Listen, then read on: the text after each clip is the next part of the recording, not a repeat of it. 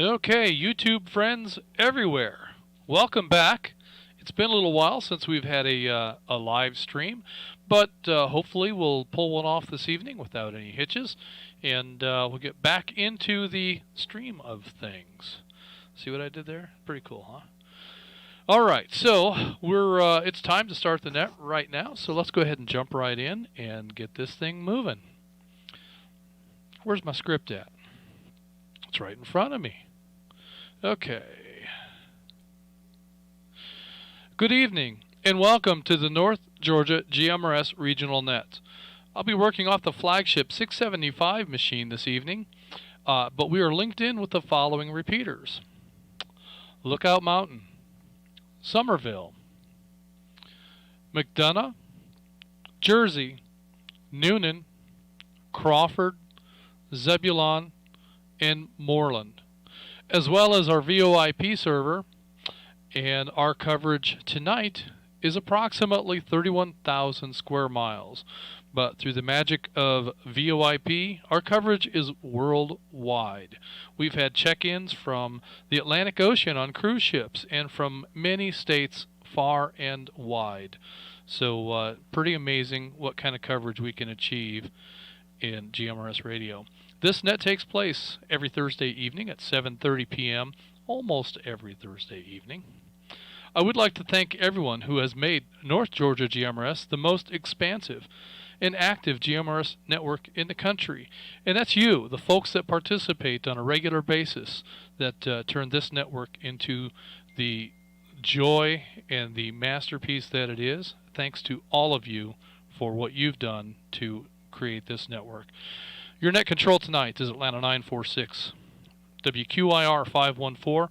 My name is Justin, and I am located at Studio B, right here in Woodstock, Georgia. On the net, you can talk about your day's activities, radio equipment, or anything you think we'd like to hear. Let me break.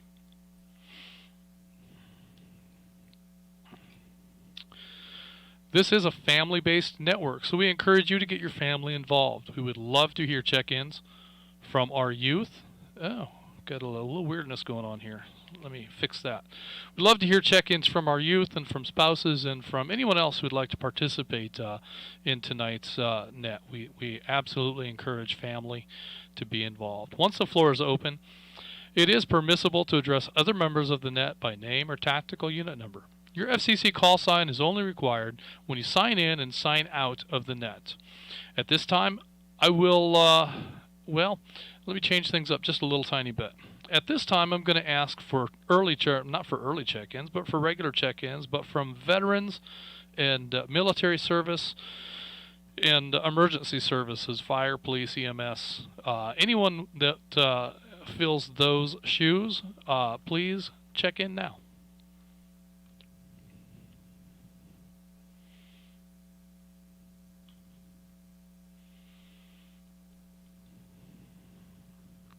Is this thing on?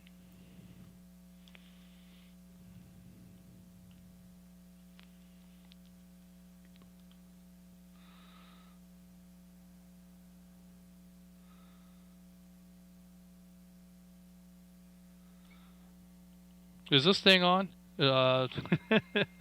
Hearing silence there. Maybe we've got all of our military service check-ins, but let me call one more time and see if we have anyone out there that would like to check in who has served in the military, fire, ambulance, or police service.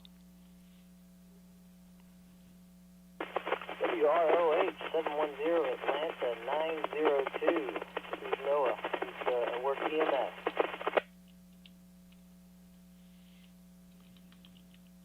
This is WRAH 210 Atlanta 442. Master Sergeant Craig Bear, retired. United States Air Force. Back to net.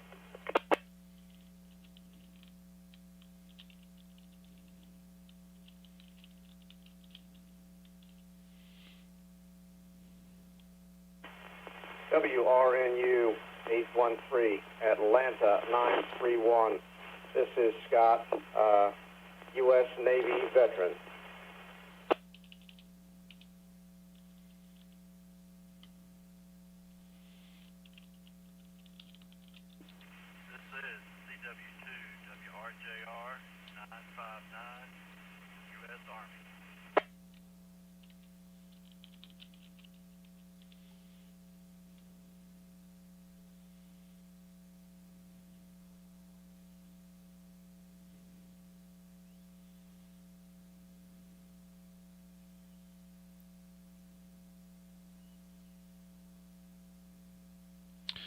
CW2. Is that Crawford? Don't have a CW2 there. Don't have a CW2 there.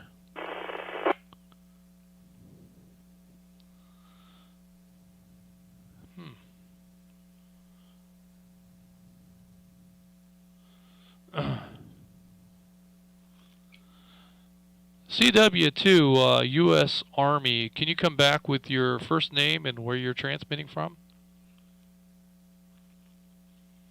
Yes, my name is Steve. I'm transmitting from Oglethorpe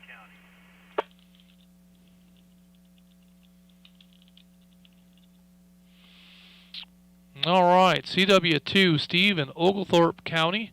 Thank you for your service. Do we have any additional military veterans, military active duty, former police, current police, fire, EMS? Please call net control now.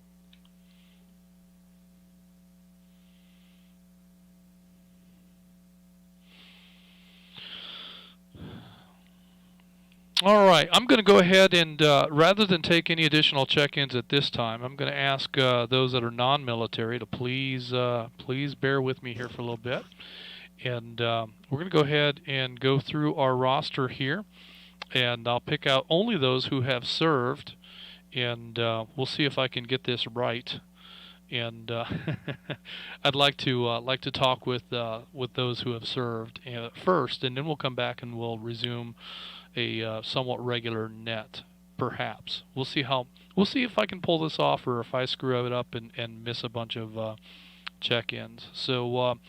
And in my mind, I haven't served myself, but my dad did, and my son is serving, and so in my mind, even though I'm not ever going to pretend to have made the sacrifice or made the effort that those who have served have, I still feel like family is an integral part of that.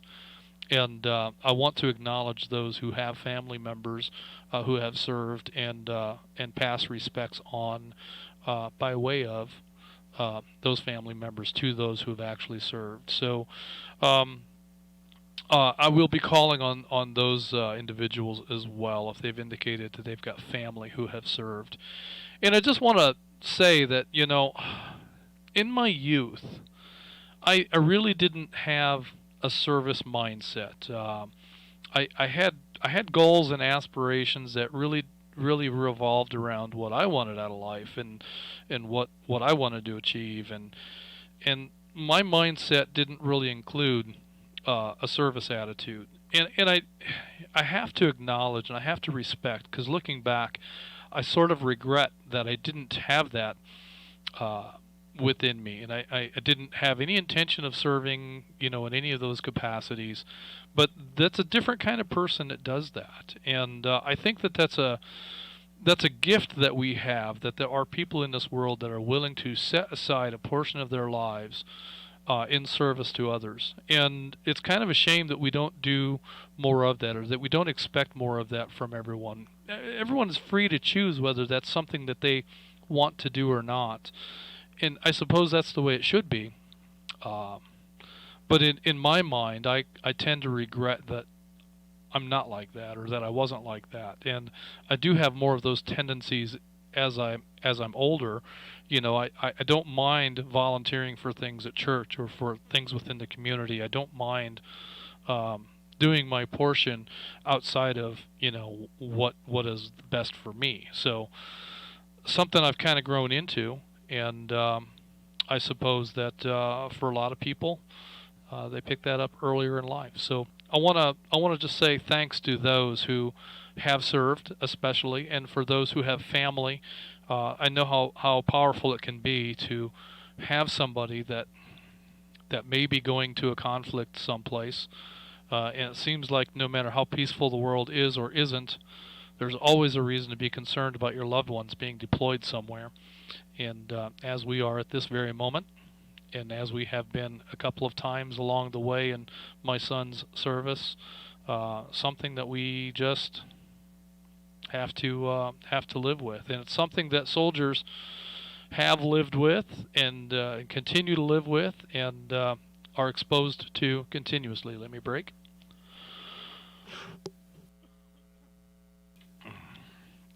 I remembered the mute button, guys. Thanks for that. Let me wash this down. Sorry for that. I had a cough and I needed to wash it down, and but I think I'll be able to continue on here. We'll see how it goes. But in any case, I just wanted to take a moment to say thanks to the veterans of the United States, especially, and extend that to all who have served and their family members. This is a very special thing, and this is a very special group of people. People who are willing to set their own lives aside in service to their community and to their country, to their friends and neighbors, and to people they've never met or seen, to people that don't appreciate them. They serve everyone, and I think that's pretty remarkable. And I just want to say thanks to all of you. So with that in mind, let's go ahead and pick through the list. And first, I have Atlanta 957 Marine, who has a son-in-law, and her father served. Marine, can you tell me what services they served in, and a little bit about them?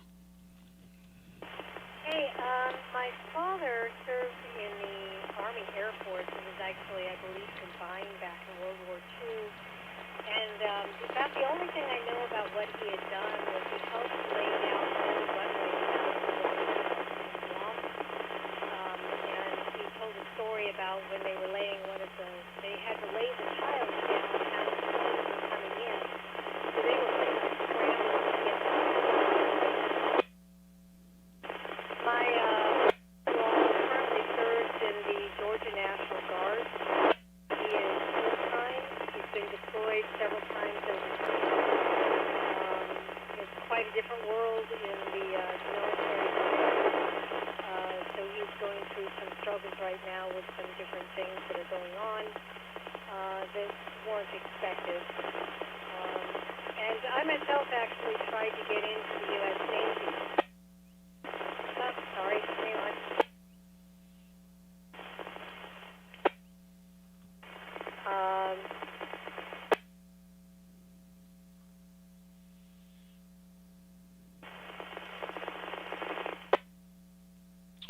All right, Maureen. Well, you're no longer holding the repeater. It seems as though maybe you've got a battery that's faded or something to that effect. We hear the repeater kerchunking, but we're not getting any traffic. But I did hear you say that your father had served in the Army back when the Air Force was a part of it, and you're washing The world, I guess. Anyway, couldn't speak the language, had no friends, had no family, had to rely on strictly the new relationship that she had built with my father. 35 years later, they're still married and have a happy life there. But it's a huge sacrifice, and I'm super appreciative.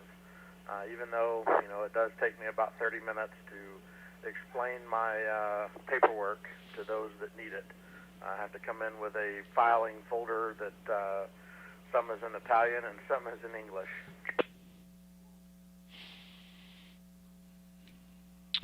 Well, I imagine that can be challenging, having the dual citizenship and having to explain that to officials that know little more than a rubber stamp. Bureaucrats tend to appreciate everything being the same, and when you move one thing out of order, it just wrecks their lives. So I can just imagine. I have a nephew who is in the Air Force currently, and he is in Italy. So sometimes you'll see 947 or myself wearing Air Force garb, and that's in recognition and support of our nephew.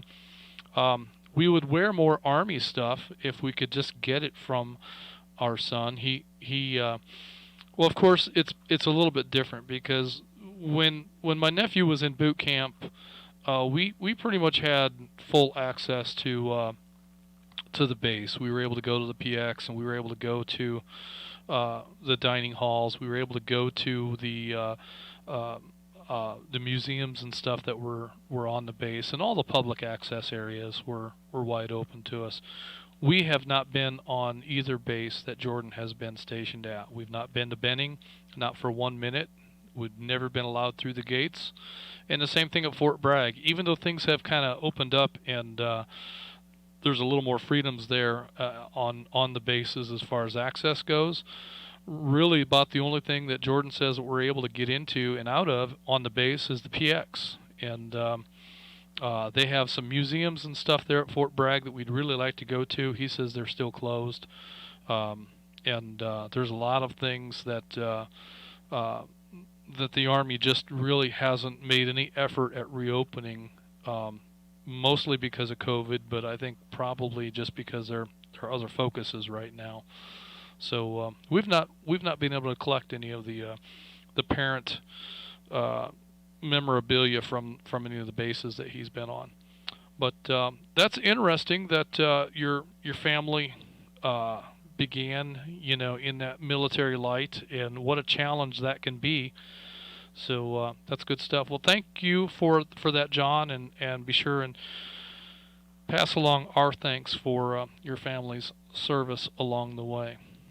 Next on my list, I have Chattanooga 100, Bob in Ringgold. Bob has some EMS service back in his college days. Bob, do you have any stories or adventures you'd like to share about that?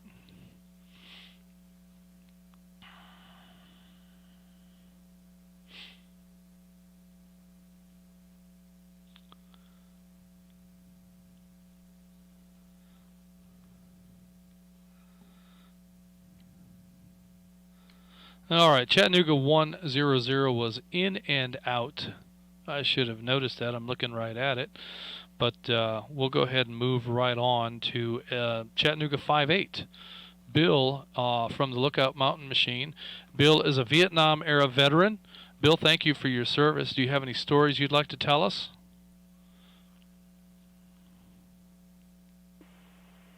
WREC 528. I just want to express my appreciation for the veterans and active service, both military and civil service, police, and fire. And that's all I got to say. Back to net control. It's just 10-5-8.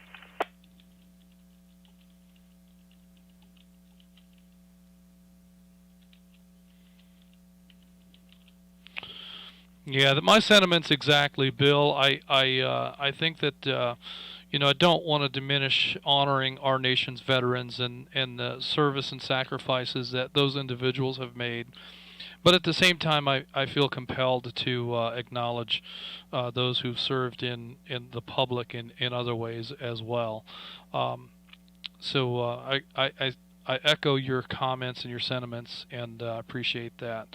Thank you, Bill, for your service specifically, and you're a part of why we enjoy the freedoms that we have, and you're a part of what makes this nation a great nation to live in. So thank you for that. Next on my list is Atlanta 722, Lisa in Rockmart with family who has served. Lisa, do you want to tell us about any of your family members?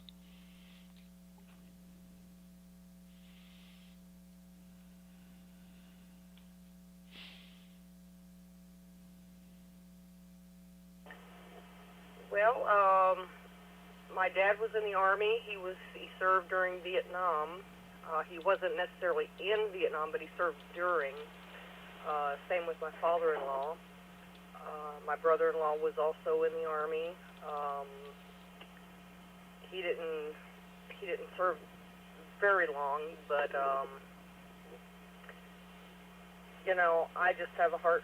I have a big heart for the people that serve. I really and truly appreciate the service. I really do.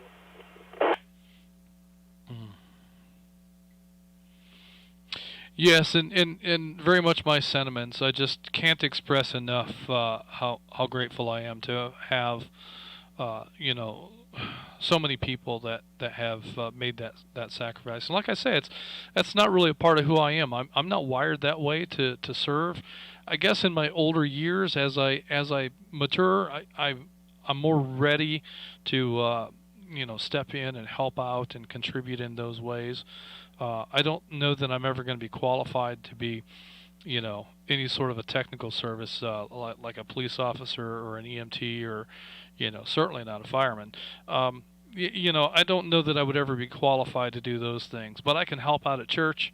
I can direct traffic in a parking lot. I can work with the children in, helping get them from one classroom to another during Bible study hours and things like that. There's a number of things that I can and I'm willing to do. I don't mind participating, and I don't mind contributing, and I don't mind investing time in. But that's not who I was when I was a kid. So grateful that there were people like that along the way, and still are. And I'm incredibly grateful that one of my kids is serving. So I feel a huge relief and responsibility that he's kind of picking up and doing what maybe I should have. So that's good stuff. Well, thank you, Lisa, for that, and be sure and pass along our appreciation to your family. Atlanta 417, William in Auburn. I have you down as a Vietnam vet and a retired law enforcement officer. William, is there anything you'd like to talk about tonight?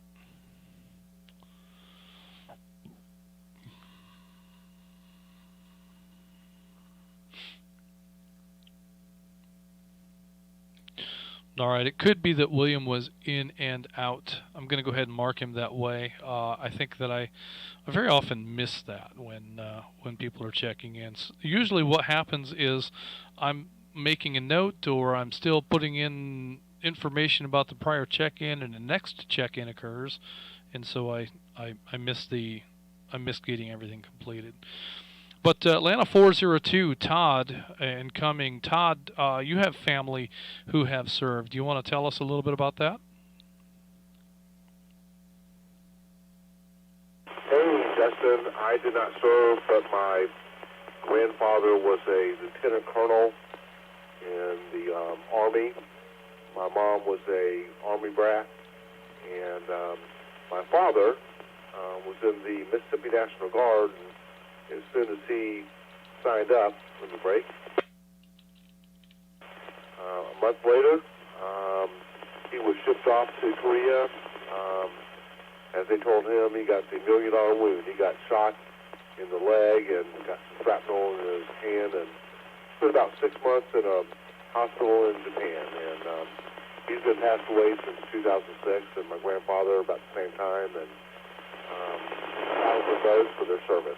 But for myself, I'm willing to serve in a civil capacity, but I never served militarily. Well, I hear that, and yeah, the civil services. When I think of civil service, I'm thinking in terms of law enforcement and EMS service and fire and that sort of thing. But I guess it can be more than that in terms of there's other ways that you can serve and volunteer, but that's primarily what I think about when I think of civil service. So.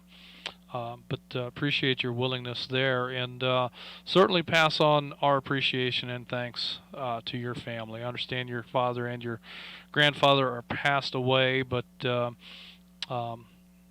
yeah, we're grateful for their service. We certainly are. Next on my list is Atlanta 854, Josh in Alto. Retired. Are you retired law enforcement or current law enforcement? I may not have gotten that correct. Come on back, Josh, and let us know.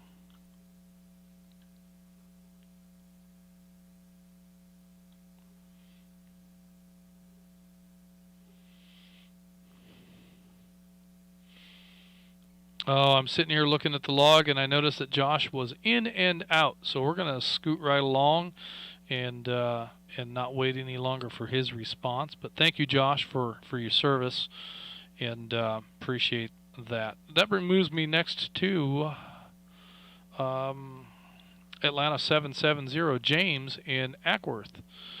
James, can you tell me, I've got you as active duty Coast Guard, but maybe I didn't hear correctly. Was that... Are you still active duty?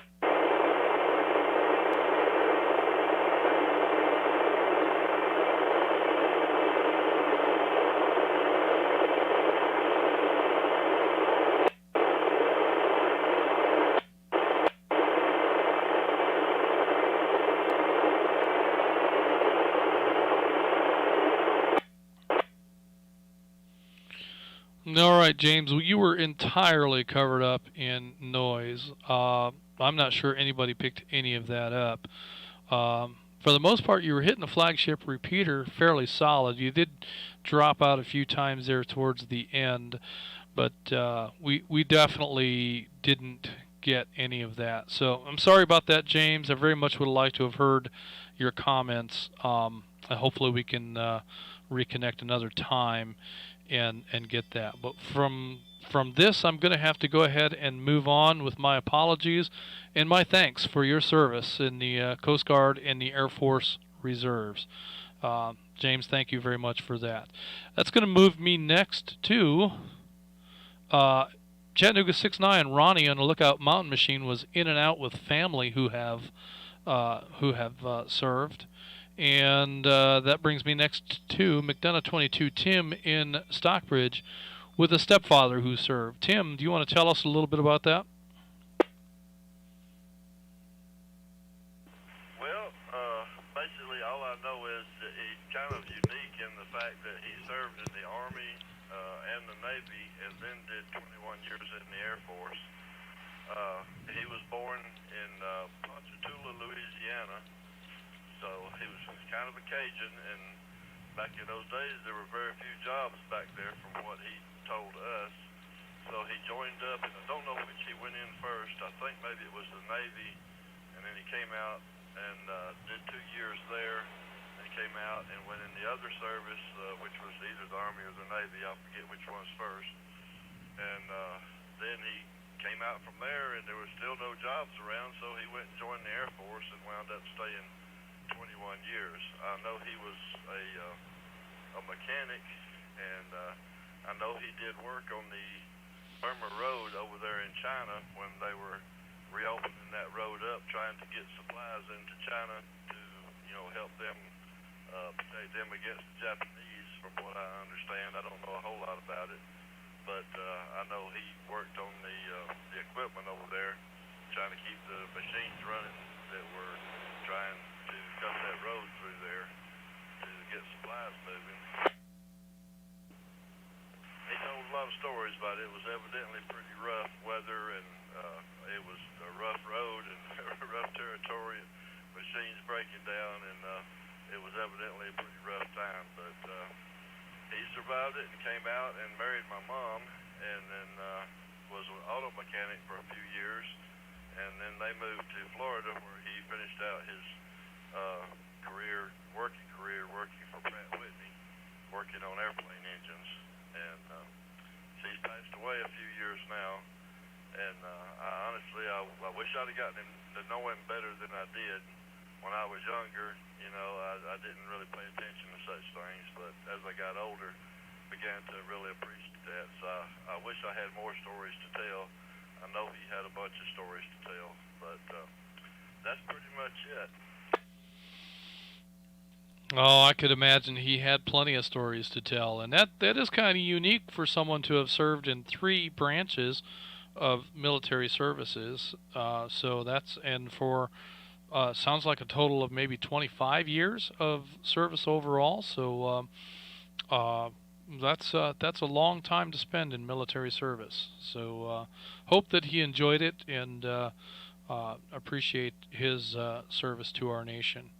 And that extends to the family as well. I mean, that's there's when you're serving like that, the family tends to serve in a little different way. But the support effort is a real part of that service. So good stuff. Thank you for that, Tim. Next, I'm going to move on to McDonough 39, Bruce in McDonough. Bruce is a retired law enforcement officer. Bruce, do you want to tell us a little bit about your service?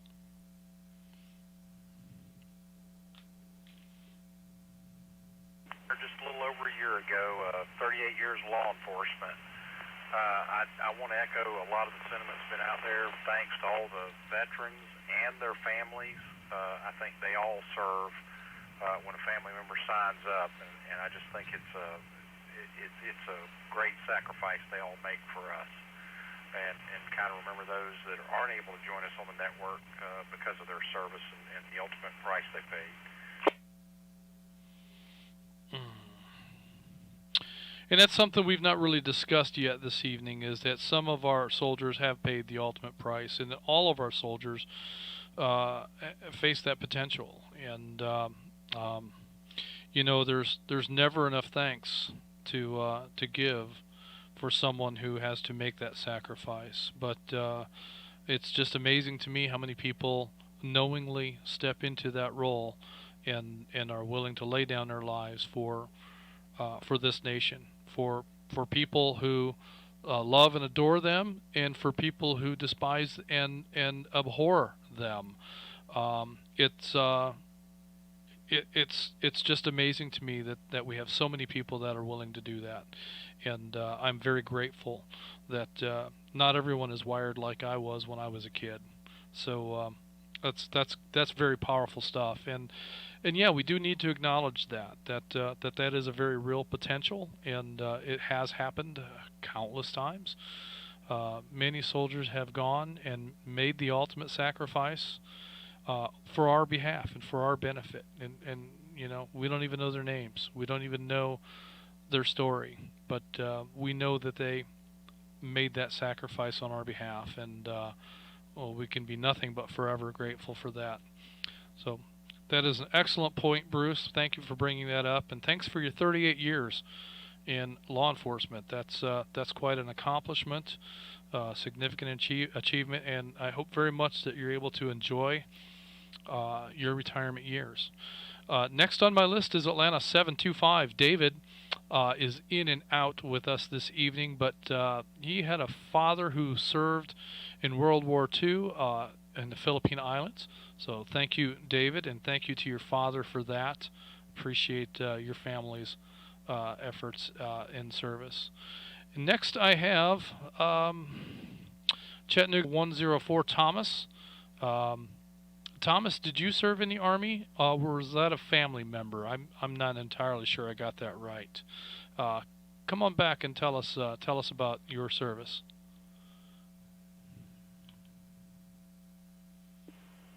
Hey, this is Thomas. I've been in the Army since 2008. Pretty much all the males in my family have been in the service of some length or magnitude.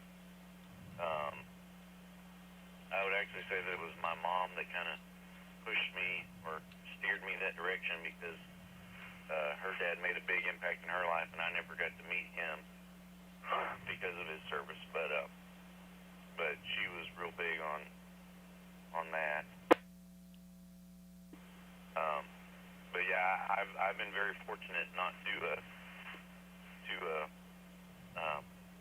not have to do too much as far as sacrifices go. I've been in the reserves. I haven't had to deploy anywhere but stateside, and most of the people that I've met along the way have been fortunate to come back home safely as well.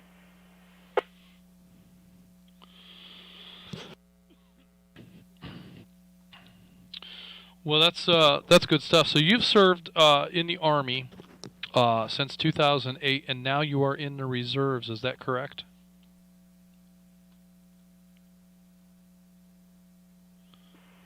I was just active for 4 years, give or take a couple months, and then I've been in the reserves since then. I'm an engineer. I'm in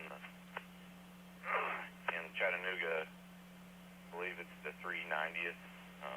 We have some of our sister units are deployed at the moment, doing humanitarian missions in Africa and Kuwait and a couple other places.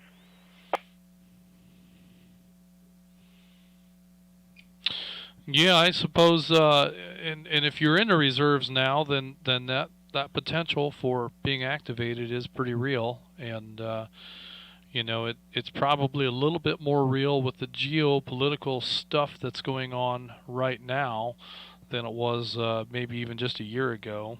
But hopefully we'll get things settled down around the world, and we'll stop going around. I don't know how it is that we go around and tick so many people off, but by golly, we do it, and we've got to face the consequences for that. So like I say, hopefully you won't get activated, but it's great to know that there are people that are willing and available if that comes to pass. And so thank you for that. It's great to have you in here tonight, Thomas. And with that, I'm going to go ahead and move on to Atlanta 538, Robert incoming, who says his grandfather and father both served. Robert, do you want to tell us a little bit about them? Yeah, hi, good evening, Justin, and good evening to the rest of the net, and a big old thank you to all the veterans out there.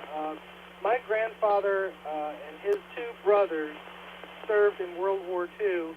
I have no idea where my grandfather was stationed, but his two brothers were in Pearl Harbor on December 7th when it was bombed by the Japanese. And I was a real little kid when I got to hear them tell me the story. They passed on a few years later. I'm 46 years old, so they passed when I was a kid. But I did get to hear the story, but my grandfather never would talk about World War II. My father served in the Philippines during the Vietnam era, and he was in the Air Force, and I think he didn't really see any combat, but he saw enough to where he didn't talk about it much. Over. Yeah, I understand, and I suppose depending on what role you play and what your experiences are, you may not have a lot that you want to say about your time in the military. Sometimes that can be pretty terrible, but it's a job someone's got to do, and we just have to appreciate and be thankful for those who will do those things, even when those things might be unspeakable. So that's good stuff. Thank you, Robert, for that, and thanks for your family and their service to this nation. Wish that I could hear some of your grandfather's stories and your great uncles, because I think that they would have been amazing stories to hear. Next on my list is Atlanta 721, David David is in Paulding County. Your father and your father-in-law both served in Vietnam, and you have a brother as a firefighter. Do you want to talk a little bit about those? Good evening, Justin, and good evening to everyone on the net. Yes, sir. So they both served during Vietnam, but my father-in-law, from what I understand, was stationed in Germany as a tank mechanic. My dad was serving. Sorry, I just got home and trying to get everything straight. My dad actually served stateside here and was a firearms instructor and worked on aircraft for the Navy. But it was kind of funny that he got his orders to go to Vietnam 3 times, and every time his orders came through, he's the oldest of 9. Someone had a family emergency, car wreck for my grandfather or what have you. Every time his orders came through, he had to come home, take care of the family, and the 3rd time, the Navy just said, go home and take care of your family. It's just not destined to be. So if he hadn't have had a family emergency, I probably wouldn't be here right now. So as history goes with it. Let me break. I'd like to, absolutely extend my thanks and gratitude to everyone that is able to serve in any capacity. The family members are the ones that, carry the fight on when they're overseas or wherever. But I couldn't join for medical reasons, but I wish every day that I had joined, because I think it, like something's missing. I wish I would have been able to, but that's neither here nor there. Just many thanks are, owed to them.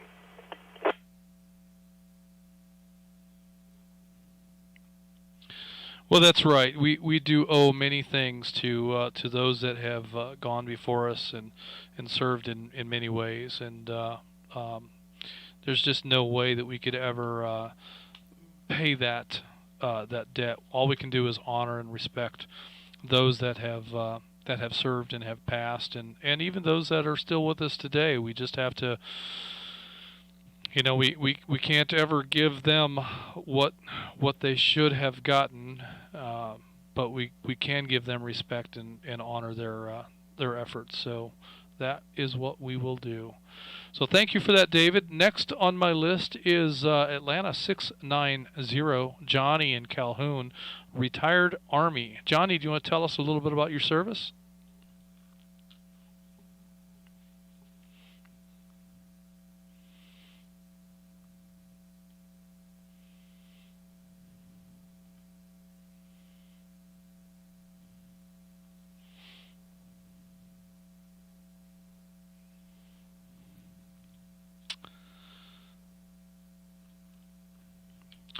All right, I'm going to go ahead and mark Johnny as in and out, as he may have been when he checked in, and I just missed it. So, Johnny, if you have comments that you'd like to make at some point through the net, you're welcome to comment your way back in, and we would love to hear from you.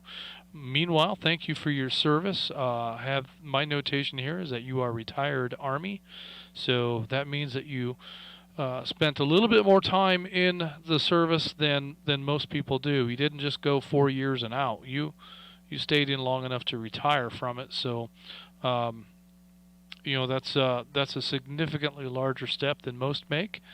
But thank you for that. Thank you for your service, and thank you for your leadership while you were serving. Next on my list is Atlanta 902, Noah. Noah had some EMS service at some point along the way. Noah, do you want to tell us a little bit about your experiences there?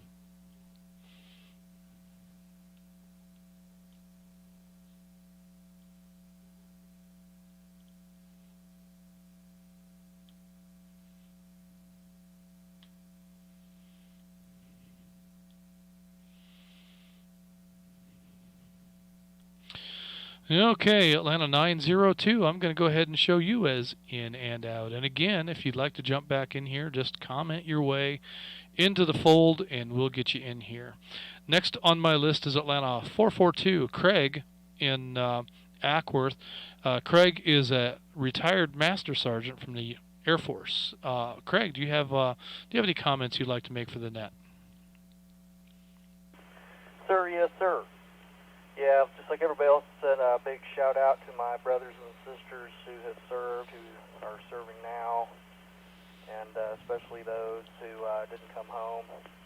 And have a lot of law enforcement and emergency services friends here locally too that I'm close with, and I have an inkling of what those guys do on a daily basis. So hats off to them as well. I did 24 years active duty the whole time, went all over the place. Was involved in a lot of cool stuff. I think, namingly, the ones that I enjoyed the most was being embedded with the F-15 and B-2 stealth bomber community. And I got a quick story, though, to tell. Let me break.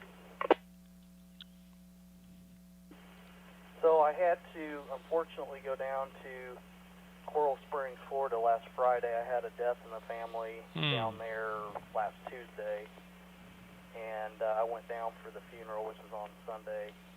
And my aunt's current husband had served in the Army, which I knew in advance. He and I had talked about it before. He enlisted in 1979, and during this visit, my aunt said, "Hey, Marty, did you tell Craig who you went to basic training with?"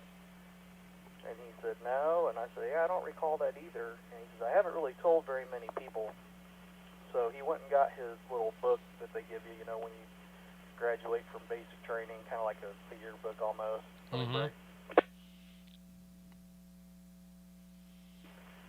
Anyway, he told me that the guy he served with was famous, but was famous for something bad.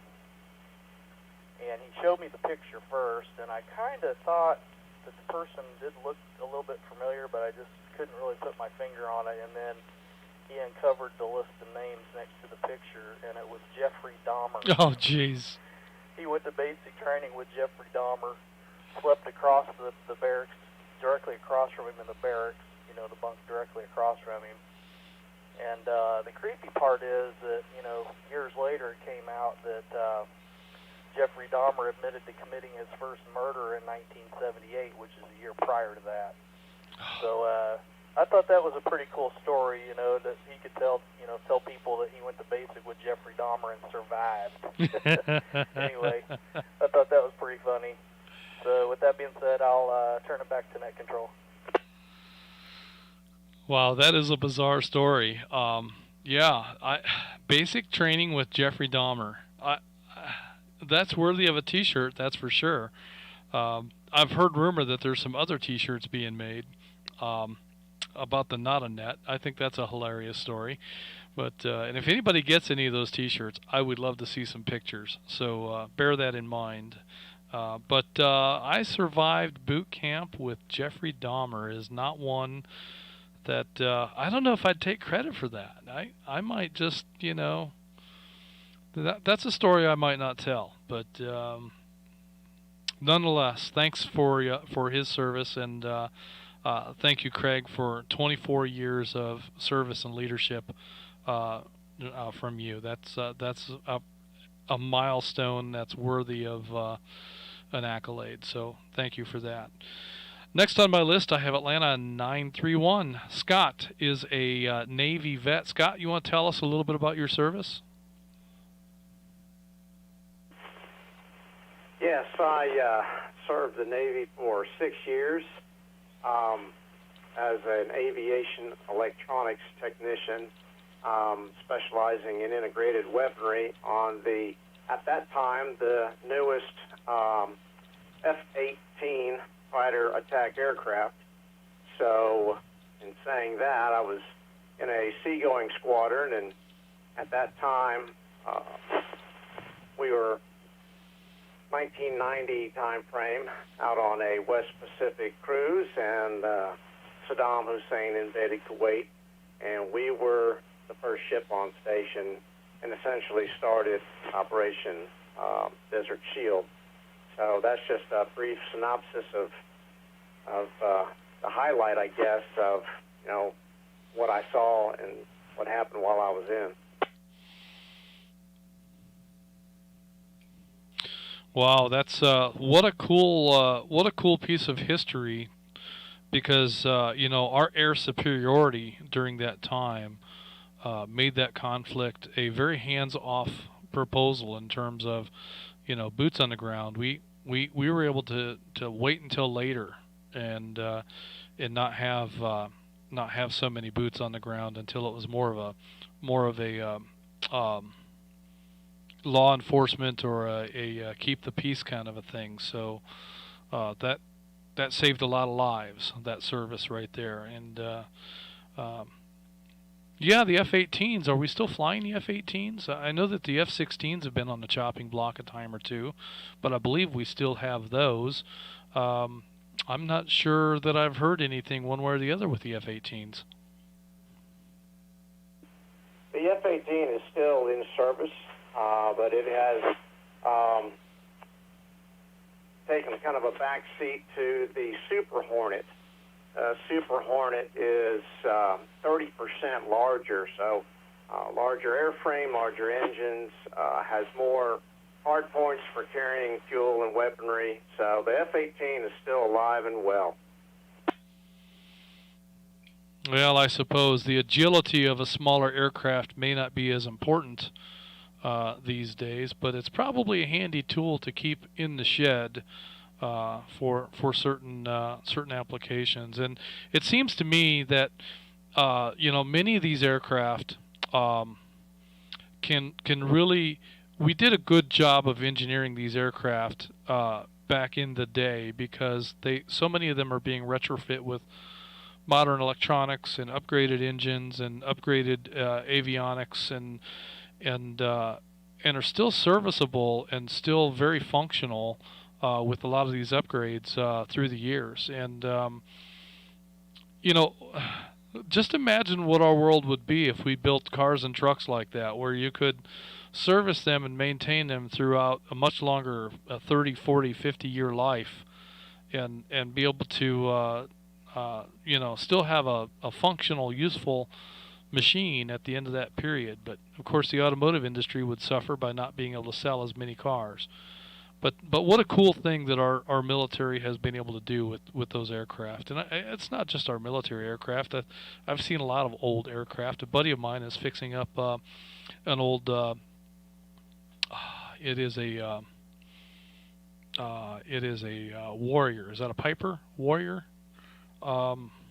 Anyway, he's in a process of restoring that aircraft, and hopes to have it in the air sometime early 2022. So, and it's a 1979 model, I believe, is what he told me. So, 50 years old. It's it's not flyable in its condition at the moment, but it will be, and parts are still available for it, and so that's cool stuff. What we can do with these aircraft.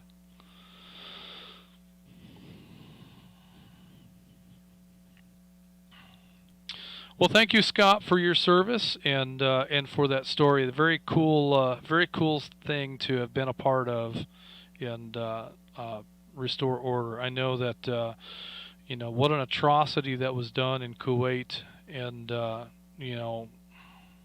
hope that nothing like that ever happens again. So much of the world's resources. F-18s that took its place, the A-6, when they Thank went you, away, Flip. F-18 took its place. So you still had your fighter squadrons, you still had your attack squadrons. They're all flying the same aircraft, but different configuration. Well, I stepped on you for part of that, Scott. Do you mind coming back with that again? Yeah, I was just saying the F-18 is a dual-role or multi-role aircraft, fighter attack. So you have your attack configuration or fighter, and it has taken the place of many great aircraft before it. The F-14 Tomcat was the fighter, and the F-18s took its place. The A-6 Intruder, an attack aircraft, the F-18 took its place. So depending on the squadron and the purpose, this aircraft does it all weather and all theaters, and ready to go at a moment's notice.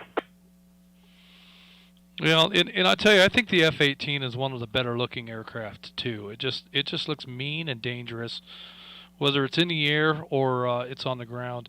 I remember a couple of years ago at an air show, just marveled at seeing an F-18 fly across the runway and then pitch up, and it flew straight up until it was out of sight.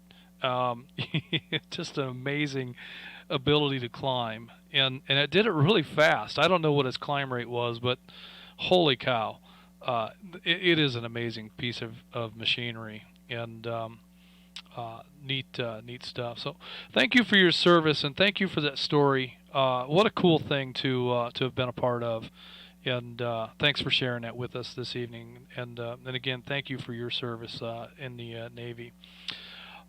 Next on my list is CW2, Steve in Oglethorpe County, U.S. Army. Steve, you want to tell us a little bit about your service?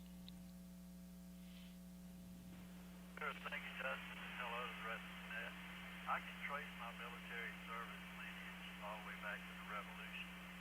With the exception of my two grandfathers, who were born at the turn of the 20th century, too young for World War I, too old for World War II. But my father picked me back up in Korea. I'm a Vietnam era veteran. My son carried on the tradition of the U.S. Marine Corps serving tours of Iraq.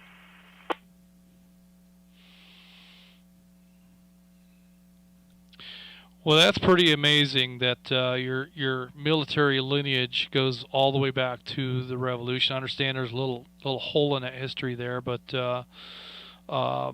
that's very cool nonetheless. And thank you for your service in Vietnam, and thanks for your son's service as well. That's amazing stuff, and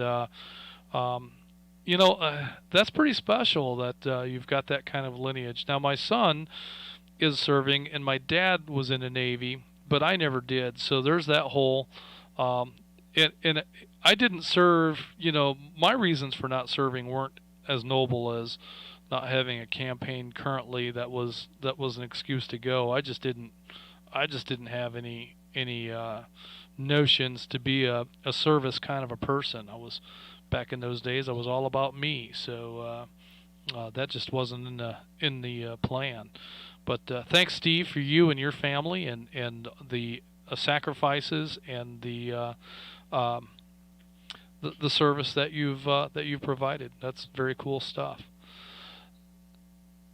Okay, and that is the end of my list for military service. Do we have any additional military service members, fire, EMS, police, that would like to check in and tell their story? Otherwise, we'll open it up to all check-ins. Military, fire, police, EMS. Please call net control now.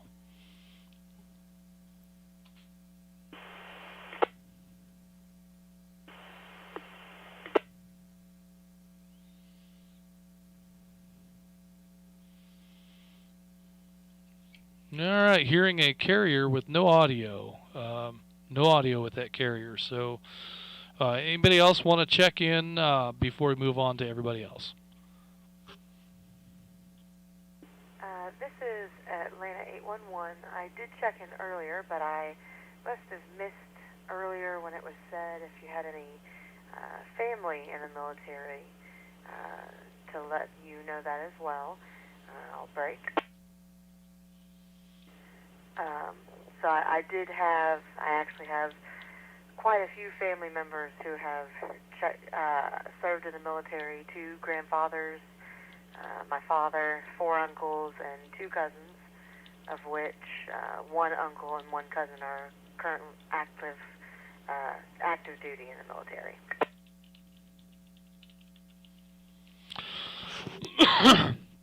Well, Victoria, that is fantastic that you've got such an extensive group of family members that are still in. And you still have, tell me again, you have an uncle and who else is still active? I have 1 uncle and 1 cousin, both of which are in the Army and, funnily enough, are stationed at the same base.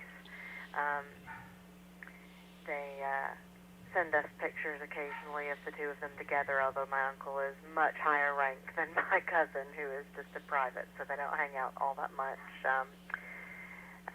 We definitely do have a long history of military service in our family, and my husband, Atlanta 810, was talking earlier, John, about his father serving in the military. Funnily enough, my husband was born in Italy, and so was I, but on opposite ends of the country, both of us being there because of our father's military service. Wow, that's some small world stuff right there, that you were both born in Italy. So you're at about the same time? You're both about the same age? Yes, we are only 6 months apart. So I was born up at the cusp of the boot. I was born in Pordenone, but my father was stationed in Trieste, and then John was born down at the very tip of the boot. About 6 months apart, although I stayed overseas for a bit longer than Jonathan did. He came back when he was just under the age of 1, I believe.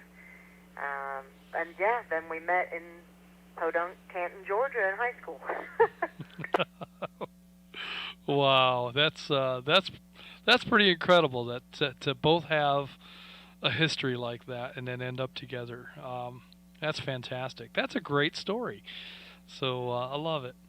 All right, well, Victoria, I think you're probably going to be our tail gunner for the military part, but we're going to go ahead and open this up to everyone else, and we're going to allow folks to talk about, really whatever you want, but I'm kind of hoping that folks will have comments about Veterans Day and their thoughts about those who have served. So with that, let me go ahead and acknowledge what we have, and we'll open it up for additional check-ins. So we have Atlanta 285 CV Smith in Murrayville, in and out. We have Atlanta 286 also in Murrayville, in and out. We had Atlanta 957 Eli. We'll call on Eli here in just a little bit, Maureen, so if you want to grab him and have him ready. We have Atlanta 811 Victoria in Dawsonville we just spoke with. Atlanta 957 Maureen we spoke with. Atlanta 810 John we have spoken with. We have Atlanta 245 David in Dahlonega. We'll call on you in a little bit, David. We have Atlanta 32 Chris, and I'm not sure where he's at, but he's in and out tonight. Atlanta 100 Bob in Ringgold was in and out tonight. Atlanta 58 Bill, Lookout Mountain, is a Vietnam vet. Bill, did we?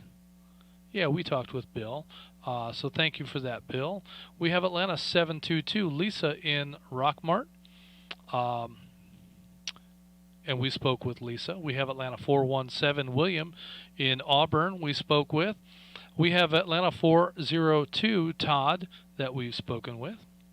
And we have Atlanta 854 Josh in Alto that is in and out. Chattanooga 84 Jim in Hickson will come to you in a little bit here, Jim. Atlanta 253 Donald in Blairsville will come to you. Atlanta 770 James in Ackworth we've spoken with. We have Atlanta 516 Ray in Canton. We'll come to you in a little bit, Ray. Atlanta 69 Ronnie on the Lookout Mountain is in and out tonight. Atlanta 948 Gary right here in Woodstock, in and out tonight. McDonough 32 Lance in McDonough is in and out tonight. We have McDonough 22 Tim in Stockbridge we've spoken with. McDonough 39 Bruce in McDonough we have spoken with. We have Atlanta 725 David. I don't know where David's at, but we've spoken to David. Same thing with Chattanooga 104 Thomas. I don't know where Thomas is, but we talked with him. Let me break. Atlanta 538 Robert in Cumming we've spoken with. We have Atlanta 721 David in Paulding County we've spoken with. We have Atlanta 750 Jeff. We'll come to you in a little bit. We have Atlanta 180 Mike in Cherry Log is in and out tonight. We have Atlanta 800 Chad in Adairsville. We'll come to you here in a little bit, Chad. And we have Atlanta 690 Johnny in Calhoun in and out. And we've got him in the log here. Atlanta 902 Noah also in and out.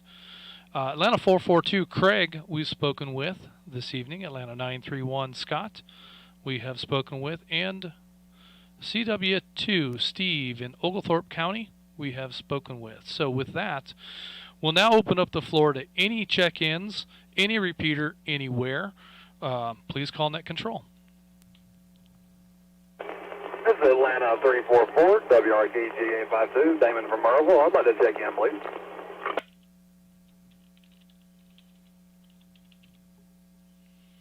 This is Atlanta 170 WRCD 598 Jesse out of Lilburn checking in and out.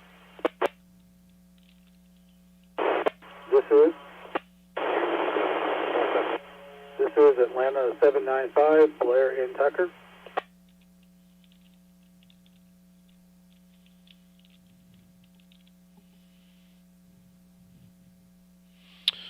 All right, YouTube.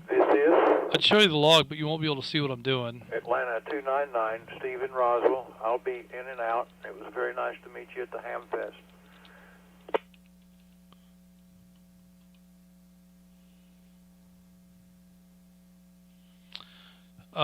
Currently, we're at 42 check-ins, and my screen server there will only show about 29, and I just don't have it within me to be able to manipulate the machine to be able to show the rest of these tonight. So my apologies for that. All right, the Net Control will acknowledge Atlanta 344 Damon in Murrayville. Atlanta 170 Jesse in Lilburn in and out. Thank you, Jesse, for your check-in tonight. It's great to hear from you. Hope all is well. Atlanta 795 Blair in Tucker. I've got you in a log tonight.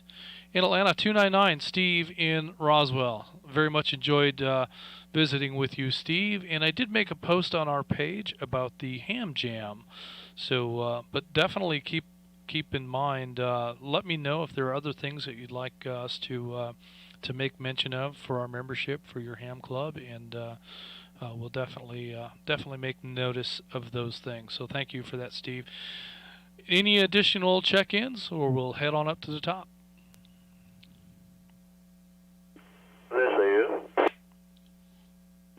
This is Atlanta 780 WQUV 439 Houston Powder Springs. Sorry about that late check-in. This is Atlanta 57 WQZC 82 Andrew and Holly Springs.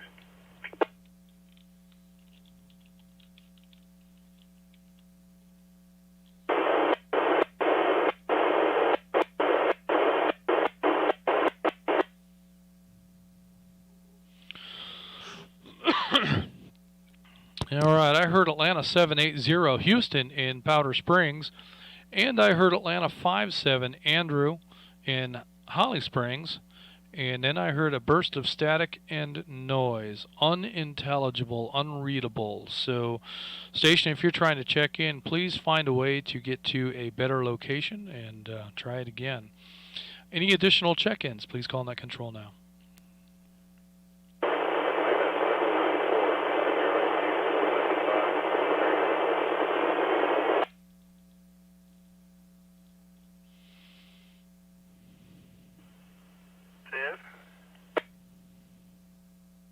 This is Chattanooga 95, WRMS 528, Mike in Chattanooga. There's a Lookout Mountain repeater. Be silent in and out, please.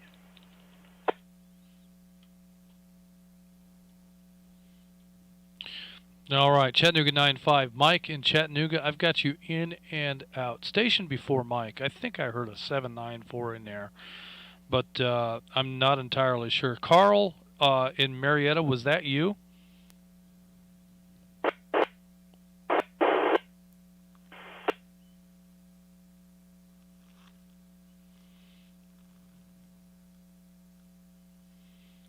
All right. No confirmation that I could make out on that. I know that you tried.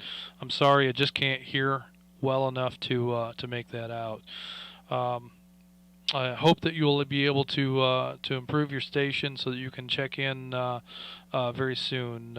And reach out to us and let us know if there's some way that we can help. There's lots of help available on Facebook, and there's lots of information available on our webpage, and of course an email to Gary can also sometimes help you get some assistance if need be. So would definitely like to get you on the air. That's the whole point of this is getting folks connected and on the air. So I don't know if that was Carl or if it was someone else, but in any case, we do very much want to hear from you. So we hope that you'll keep trying, and maybe at some point make it in. Let's go ahead and jump back up to the top of the list here, and we're going to call first on Atlanta 957 Eli. Eli, do you have anything you'd like to share with us, and what are your thoughts with regards to Veterans Day? I don't know. Well, that's okay, Eli. At some point in life, you'll come to understand the meaning of that, and it's not important that you know it today, but you'll get to that point one day, and you'll begin to appreciate what all that means. But for now, we're just going to say thanks to Eli for your service at the flagship machine location. I have worked side by side with Eli, and he is a diligent and efficient workman. He will take on a task, and he will stay at it until it's done. And that is an uncommon and a rare trait in a young man. So appreciate your focus and your attention to detail. And it's a pleasure having been able to work with you. Hope I have the opportunity to do that again, young Eli, and look forward to that moment. Next on my list, I have Atlanta 245. David in Dahlonega. David, do you have anything you'd like to mention tonight with regard to Veterans Day?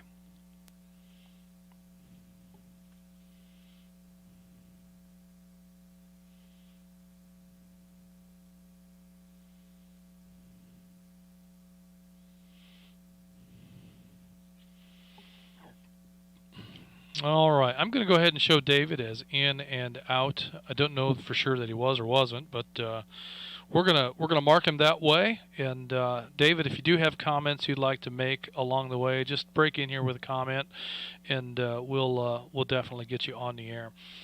Next on my list is Atlanta 32, Chris. I'm betting he's in Jacksonville, but I don't know that for sure. But Chris is in and out tonight. Thank you, Chris, for your check-in. It's great to know that you're out there listening.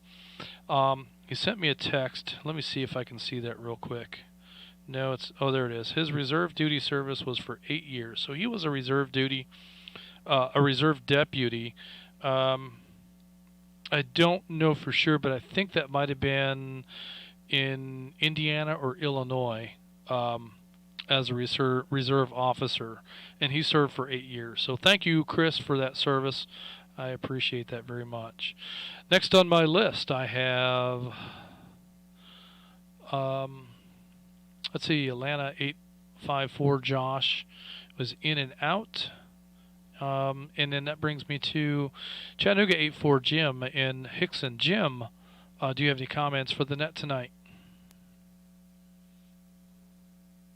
Yeah, I didn't realize you were talking about family members. I thought you were just talking about us individually. My father served in World War II. My uncle took one of my uncles as well. They served almost at the same time. They were in a couple different places. My dad was a paratrooper, and he was at when they bombed Pearl Harbor. I think he was at that. He told me once. He wouldn't talk about that stuff a lot. My sister is a light colonel, or was, and she's been in the military her whole career, and now she's a military contractor. And my son, Tyler, which he would be Chattanooga 85, but he doesn't get on the radio, he served 4 years in the Army and fought in Afghanistan. And I'm trying to think. Yeah, that's pretty much all of my family as far as their service. Well, I've made notes of all of those comments, Jim, and what a cool thing. I bet there were some amazing stories from Pearl Harbor, and what an experience that would have been. Tragic, horrifying, I would bet, to have been there. Yeah, what a milestone in history to have been able to be a part of, and glad that he was able to serve and to be a part of that conflict and see it through resolution, perhaps. So good stuff. Well, thank you for that, Jim. And and your son he had served. You said 4 years, I think. So definitely thanks for that. My son is currently in the Army, so we've got about 4 more years before he'll be looking at re-enlisting or moving on to the private sector. We don't know what he's going to do. He's probably, I don't see him staying in, but it could happen. If they keep him entertained, he may stick around. So thank you for that, Jim. That brings me next to Atlanta 253, Donald in Blairsville. Do you have any comments for the net? Any thoughts with regards to Veterans Day?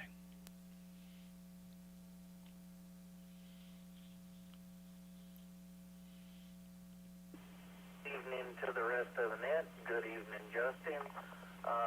My grandfather was in law enforcement, and my brother's in law enforcement now, and my dad was served as well too, but he's not active.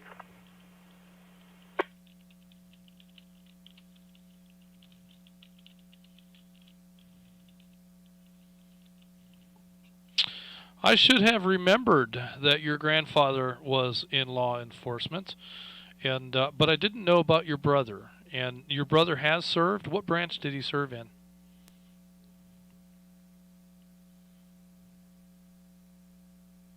My brother works for the law enforcement. He's in law enforcement right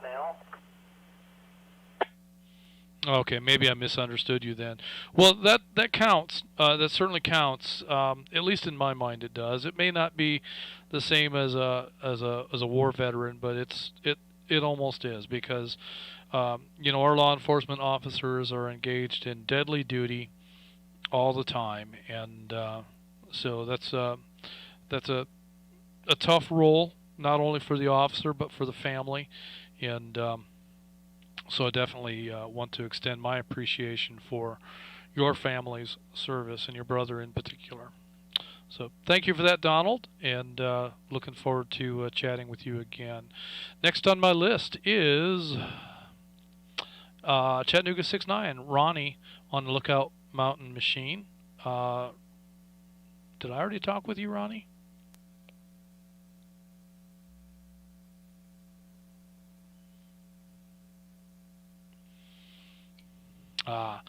I'm beginning to understand how this works now. Ronnie was in and out.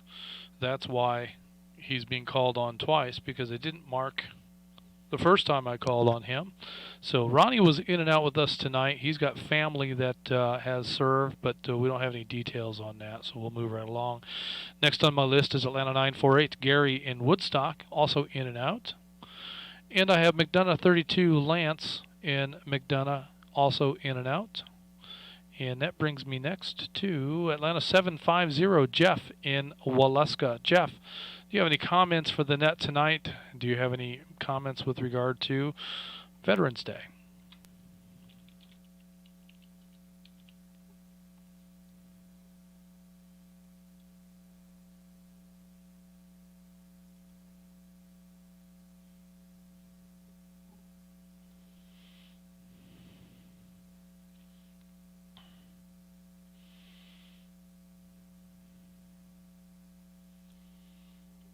All right, maybe I missed Jeff being in and out. He might have things going on this evening. Jeff, if you want to get in here, feel free to make a comment in at some point, and we'll get your comments in.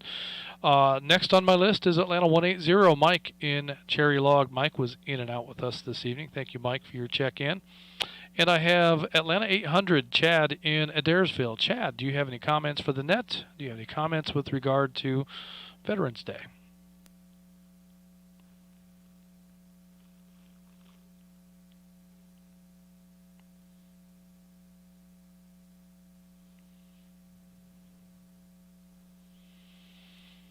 All right, we're going to show Atlanta 800 Chad as in and out, and same thing, Chad. If you want to jump in here, just make a comment at some point between traffic, and we'll get you in here. That brings me next to Atlanta 344 Damon in Murrayville. Damon, do you have any comments for the net or any comments with regard to Veterans Day? Yeah, first off, I'd like to say sorry I didn't check in earlier. I was working today, doing my EMS job at Road Atlanta. I'd like to thank all the military men and women that served our country, going to serve, and served in the past to keep our country safe. Without them, this country wouldn't be what it is today. Also, I've spent 24 years in the fire service and helping protect the people in my home county. Let me break. So yes, I'd like to just say thank you for, again, to all the military veterans out there, my family members that were in the Marines as a drill instructor, in the Army as a paratrooper, father-in-law who retired from the GBI, and a mother who was a deputy herself. And again, thank you for all that served and all that was lost. Well, thank you, Damon, for your service in the fire department and in EMS. Appreciate your service to your community and to me as well. Whenever I'm in the area, if ever I'm involved in something, it's great to know that we've got some high caliber people that can respond and deal with situations. So, thank you very much for your service. And yeah, you've got family in the Marines, the Army, and the GBI. That's also that counts. Because it's not the same as being there, but those folks need family back home to help support them, and that's our role as well. So, I think that that's an important consideration, and how we all participate in Veterans Day. Next on my list is Atlanta 170, Jesse in Lilburn. Jesse's in and out with us this evening. It's great to hear from you, Jesse. I hope all is well. That brings me next to Atlanta 795, Blair in Tucker. Blair, do you have any comments for the net tonight? Any comments with regard to Veterans Day? Well, I have a brother who I did not serve myself, but I have a brother who was in the Air Force. In fact, he retired as the first sergeant for the Flying Tigers. Then I got an uncle who was in Vietnam in about 1965. He was an MP in the Air Force as well, so we do have some military in our family. Also, just real briefly, I don't want to take up a lot of time with this, but I'm also the president of a nonprofit called Honor Flight in Atlanta. Don't know if you guys have heard of that, but our job is to take veterans from World War II, Korea, and Vietnam to Washington, D.C. for the day to visit their memorials. So if anybody's interested in that or has a veteran that wants to go, just get with me or go to honorflight.org on the web and you can read all about it. Well, Blair, you're not going to get off that easily. I am aware of Honor Flight. I don't have any family members or anybody that I know that's directly involved, but what a cool thing. And so tell me a little bit more about how this works. If I knew of someone, what's involved in getting them engaged in Honor Flight? Well, a veteran that wants to go from World War II, Korea, or Vietnam just needs to send us an application. If you go to honorflightatlanta.org or just talk to me here, we can get the applications to you. But basically what we do is we take veterans for the day from Atlanta to Washington, D.C. We visit the World War II, Korea, and Vietnam memorials and bring them back. A lot of people thanking them for their service, and it's just quite a day. It's a great thing for the veterans. We haven't been this past year because of COVID, but hopefully we'll be doing some trips next year and taking people up for the day. What an amazing service! Is there a cost to the veterans that participate in this? There's never a cost for the veteran to go, but if anybody wants to go who's not a veteran or who's not a veteran of those conflicts, we also take what we call a guardian for every veteran that goes. And they do pay their way. It's $500. You're assigned to a veteran for the day, and your job is to assist them and just kind of help them out and share the experience with them for the day. So anybody can go. But again, the veterans never pay. Guardians do pay, but it's well worth it in my opinion. Wow, so that's very cool. I didn't know that.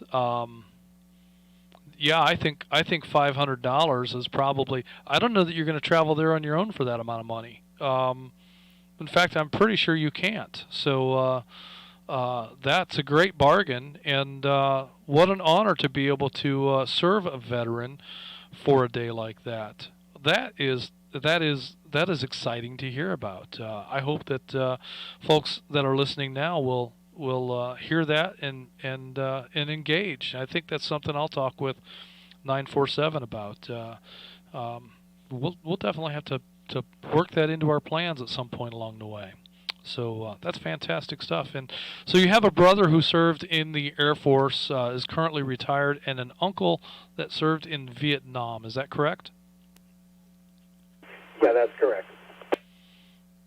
All right. Well, thank you for your service in the Honor Flight role as president of that group. Thank you very much for that, and also thank you to your family for their service and sacrifice in their various roles in this nation's history and in service to the nation. I appreciate that very much. And Blair, I think this might be the first time that I've spoken with you on the net. Is that correct?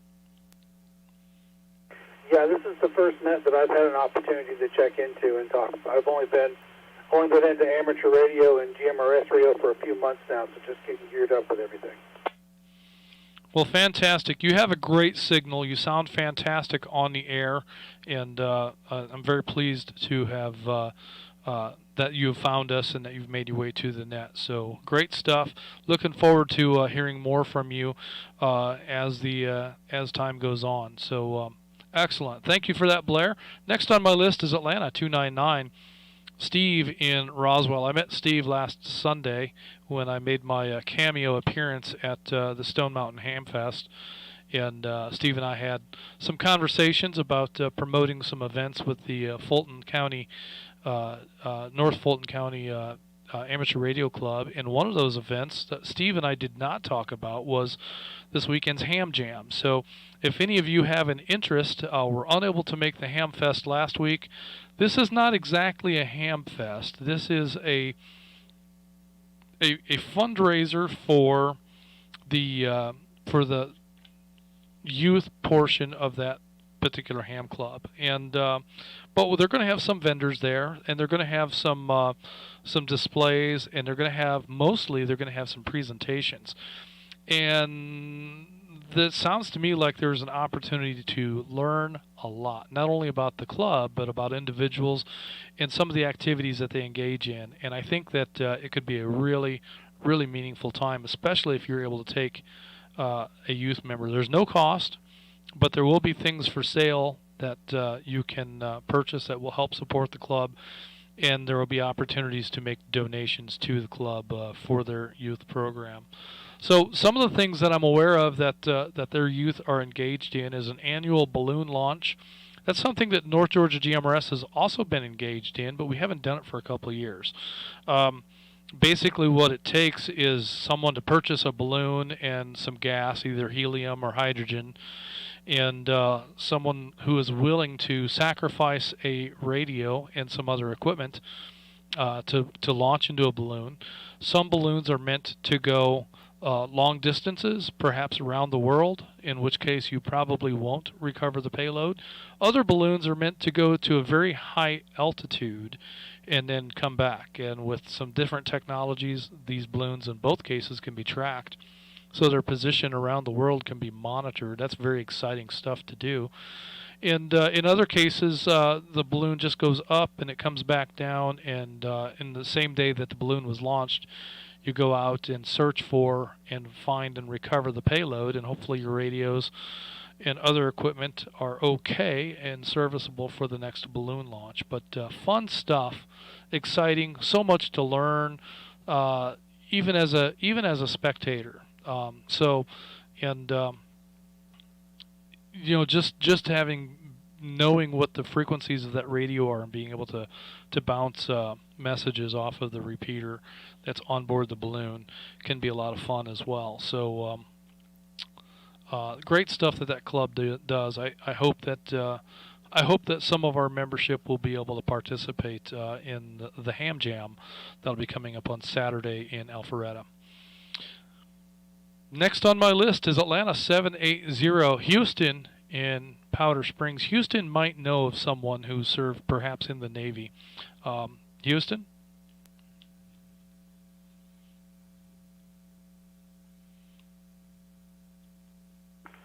Hey, good evening, Justin. Good evening to the rest of the net.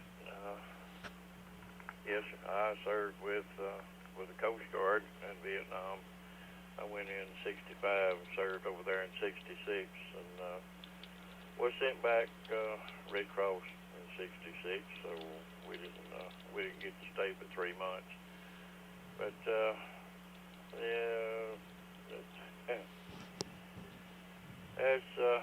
that's a long story. Yeah, well, that's okay, Houston. I wanna say thank you for your service and the sacrifice that you made for this nation. And I know that you have never received the gratitude that you deserve for the efforts and the sacrifice that you made. But nonetheless, I want to extend my well wishes to you and my appreciation for your service. Is there anybody else that you want to make mention of or honor as a Vietnam vet or as any sort of a vet? Hi, Roger. Well, my father served in World War II. He was in the Philippines. And I had 2 brother-in-laws. Both of them served in the Army. And, basically they're all gone now. So, yeah, well, I'd just like to thank all the vets, everyone that served at any time. Well, good stuff, Houston, and once again, thank you for your service and your sacrifice to this nation. Next on my list, I have Atlanta 5-7, Andrew in Holly Springs. Andrew, do you have any family members that you want to mention, or do you have anything you want to say for our nation's veterans? Good evening, Justin, and everyone in the net. Just thank you to everyone who is either currently serving or who has served. I know there's a number of members here, as I'm sure has been spoken about already this evening. Obviously, Houston, the person who just went before me, thank you for your service. I have personally not served, but my brother-in-law did with the Marines. He was a field MP and actually did 2 tours over in Afghanistan and Kunduz. And then my father-in-law, who is no longer with us, who passed away this year, he was in the Navy. So there is some history in my family. I did not partake, I guess you could say, for lack of a better term, unfortunately. When I was younger, that was not kind of on my radar. But what's interesting is, as time has gone on in my life, I see the value in it a lot more now. And, of course, that's like, comes with wisdom as you get older. And I've done some training with my local police department here in Holly Springs, doing role-playing for trainings and whatnot. So kind of a way to pay back a little bit or pay forward or whatever, however you want to put it, or be involved. But again, I admire what people have done before me and continue to do to this day to make sure that we have the freedoms and the liberties that we do have. Indeed, we do owe a debt of huge gratitude for the freedoms and liberties that we do have. And let me break.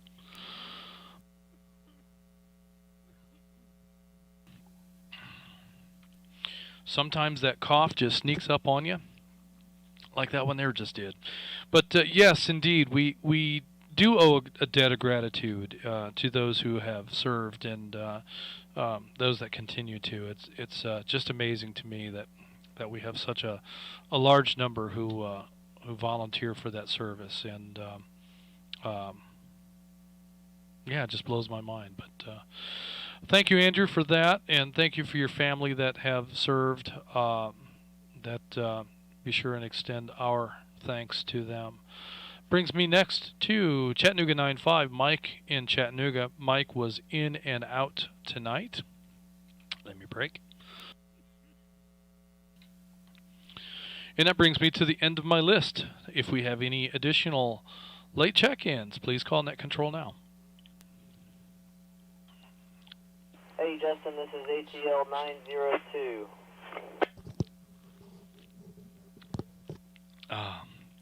Well, hey, Noah.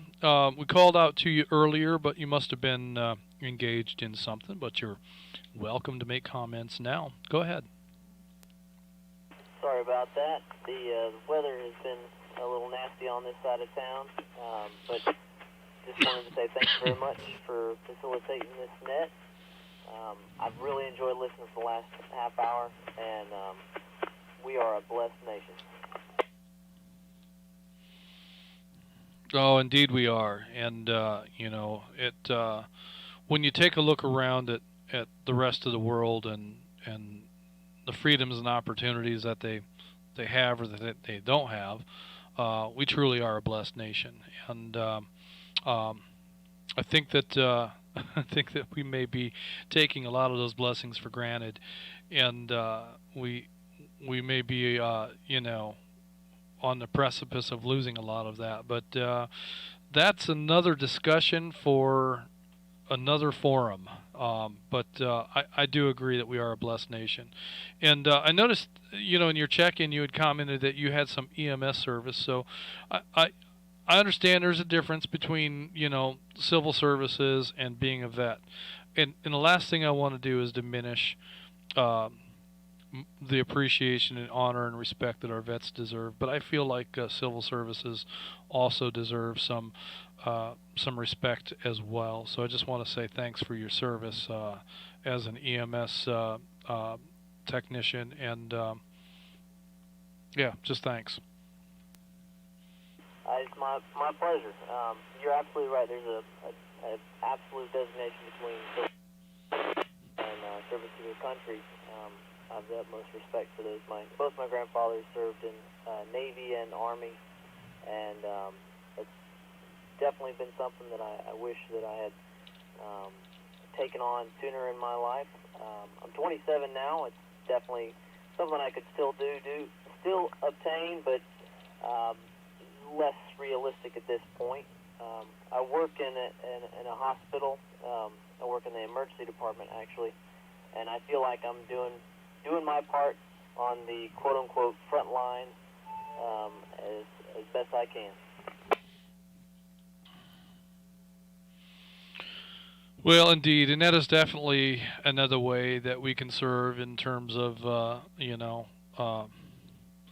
it's an important role to play in emergency services, and folks come in, I'm sure, with all kinds of conditions, and not necessarily their fault. So it's good to have people that can be prepared for that sort of a thing. So good stuff. Glad to have you in here, and glad you're able to make your comments. Yeah, weather has been a bit of an issue tonight, that's for sure. But glad we were able to get this thing rolling anyway. With that, I'm going to go ahead and ask one more time for any additional check-ins. Net control standing by.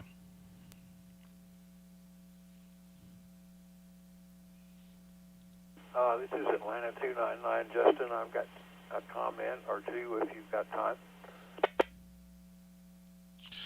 Of course, Steve. Go ahead with your comments. Oh, I'm sorry I had to be in and out. I had so many things going, but I did hear what you were saying about the ham jam and that type of thing. And if I could elaborate on that just a little bit. Ham Jam is a thing that North Fulton Amateur Radio League puts on every year, and all of the money that's from the raffle tickets goes to STEM programs and to get youth involved in ham radio, or radio in general. And everybody's welcome, and you don't need to be a club member to come. All you need to do is have an interest. Now, there will be that balloon launch at the latter part of Ham Jam, and these you really want to hear these two kids speak. They're just geniuses, and they launched the flowing last year. It went around the world 3 times. Wow. We tracked it on the website throughout the year. We were afraid North Korea was going to shoot it down, but it made it by there. But yeah, you feel free to come to Ham Jam and learn. There's really nothing for sale there except for the Ham Jam tickets at the door. And as I say, all of the money goes to the STEM programs for youth. The prizes are incredible. Let me break. I mean, there's a Flex radio, an ICOM 705. There's a lot of antennas. There's all kinds of nice prizes. You don't have to be present to win. If you want to just contribute and have a chance to win these prizes, you can go to the Mart and the NFARL.org website and buy Ham Jam tickets. I never win anything. I bought some anyway, just as a donation. But this is one of the bigger things that we do throughout the year for the youth. And another thing is getting ready for a bunch of kids to do satellite contacts with the space station. But and you've seen the satellite rig there. But that's what it's all about, and everybody's welcome. We'd love to see you there. Let me break. unfortunately, I'll be late. My VE sessions, we have a bunch of people taking tests the same day, and all the other officers will be at the Ham Jam. So, as I'll be the only officer left, I'll have to be at the VE session for the new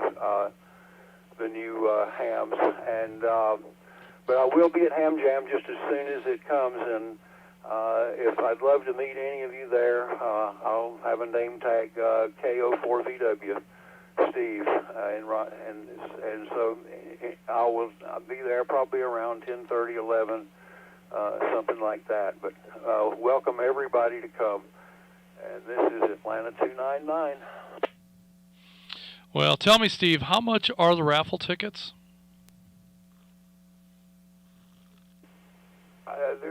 They're like $5 a piece, and I think they usually come in 20s,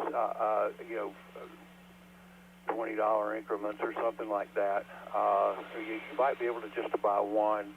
I bought mine in person, so I didn't buy it from the mart. I don't have the experience there, but there's, spend as much or as little as you want to. The more tickets you buy, the more chance you have to win the prizes, and the more you support the STEM programs for the kids.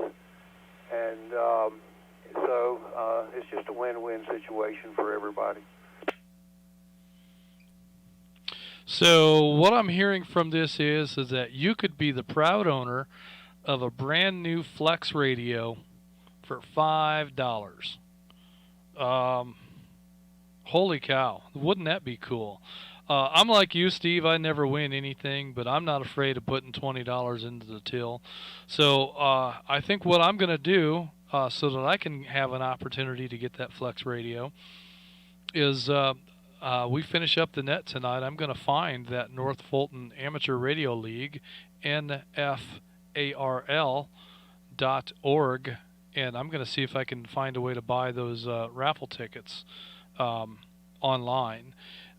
As Steve said, you don't have to be there to win, so I'm not going to be able to be there, but I would highly encourage any of our members to go and participate. Like I said, they have some really cool stuff. Steve mentioned they're going to have the satellite tracking machine there.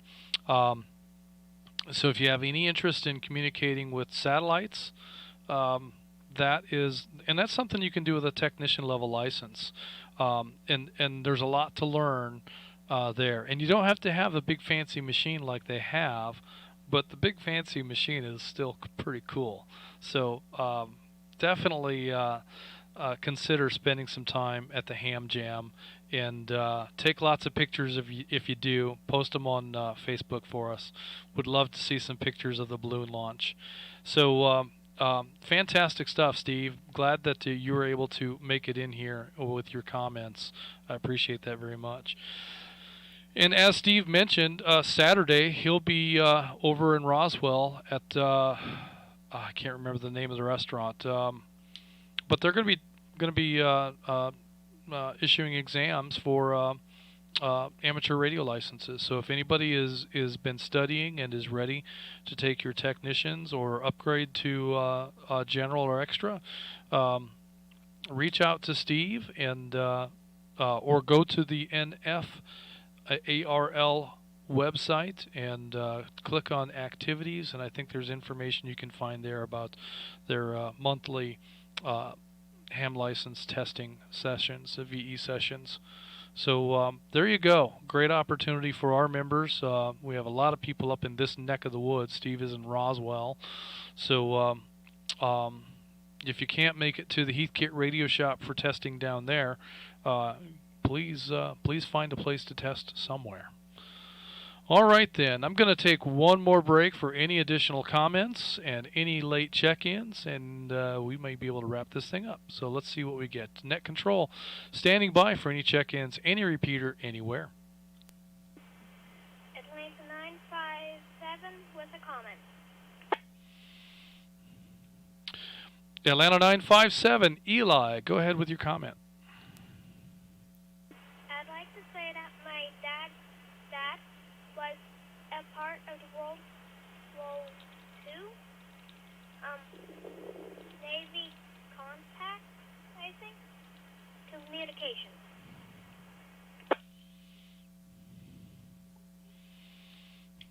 Communications, do you know which branch he served in? Navy. Navy Communications. Okay. Well, that's fantastic, Eli. I'm glad to know that you have family members who have served, and that's good stuff. And maybe next year when we talk about this, you'll have a better appreciation for what Veterans Day is and why we honor them.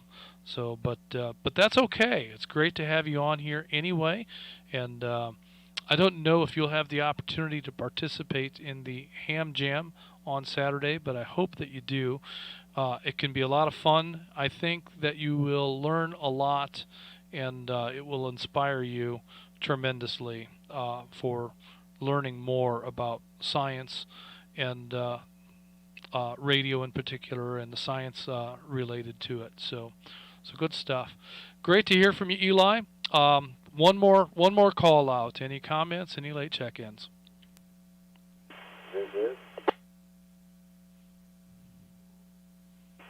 This is Atlanta 987 WR 684. Checking in and out. Just listening in here. Good to have you on the net control, Justin.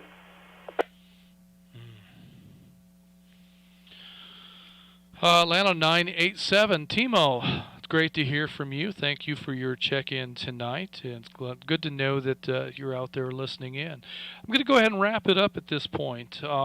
If anybody else has comments or remarks they would like to make, you're welcome to hang out on the air after the net and continue on the conversation. By no means does it need to end just because the net is over. You can certainly continue to gather on the air. So this will conclude the North Georgia GMRS Regional Net. Tonight we had a total of 45 check-ins, including myself. Net control will be returning the repeaters back to normal use. Everyone who signed in should sign out. Thank you so much for allowing me to serve as your net control this evening. It's great to be back. Looking forward to sitting in this chair on Thursday nights for the next several weeks. And there is some consideration for a Wednesday evening net on the week of Thanksgiving. So probably will be a youth-oriented net. And it may be a short one. But I think that we'll focus on youth members only on that Wednesday prior. Still haven't put all the pieces together, but just be thinking in those terms. Thank you for allowing me to serve as your net control this evening. Good night, everyone. This is Atlanta 946, WQIR 514. My name is Justin, and I'm clear. Thanks, YouTube. Really appreciate you hanging out with us tonight. I know there was at least one hiccup. Hopefully I caught it quickly. I don't know how long we were down. I love hearing the kids on the air. So that's it. We've got a weird schedule here for the next several weeks, but I'll try to have a live stream as often as I'm able. And hopefully we'll have some improvements coming to the hardware that we use for live stream. Atlanta 516, Atlanta 60, and I have been engaged in conversations about that. So perhaps come around first next year we might see some improvements in the hardware that does this, and hopefully an end to those interruptions. So with that, good evening, and thank you for tuning in. Looking forward to hanging out with all of you again very soon. Oh, I have to actually, I can't get there from here. I have to do this before I can close it out. So again, thanks folks. We'll talk with you again very soon.